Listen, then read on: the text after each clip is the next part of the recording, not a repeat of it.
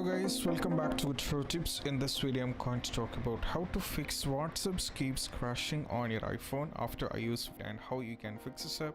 So let's get started. So first thing what you have to do is just have to follow these instructions, and the first one and the foremost one, when you're having this issue, you just have to make sure you're having enough amount of space on your iPhone, which is very important, which is not in the space in the sense it is storage. Okay, so in order to check, you just have to tap on the settings. From here you just have to tap on general. From here you have to tap on iPhone storage, and from here you just have to make sure that you're having enough amount of space or storage here on your iPhone, because this matters a lot. If you don't have enough space, you're definitely having these kind of issues, so it is very important. And moving on to the next solution is all about, you just have to clear the cookies and cache. This is what I have to use technically. So to do this, you just have to follow these instructions in the general itself. You can go to settings. If I want to explain the detail, you just have to tap on general.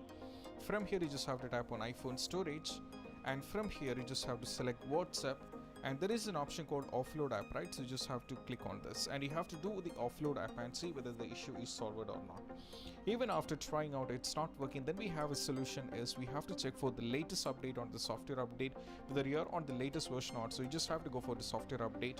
As you can see, I'm on not in the latest version, it is on 4.8, because 15, as you can see, iOS 15 has been rolled out, so I just have to upgrade to the iOS 15, and this is what I have to do.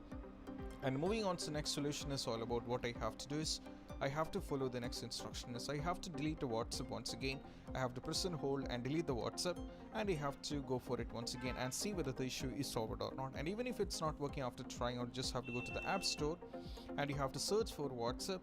And as you can see, in most cases, as you can see, this is the latest version of the WhatsApp, and if you find any kind of updates, you can update to the WhatsApp and see whether the issue is solved or not. Just update WhatsApp and do a restart on your iPhone and see whether the issue is solved or not. And most probably by trying these, the issue has to be fixed. And I hope this video is helpful, and if you find this video helpful, don't forget to subscribe and click on the bell icon for more notification.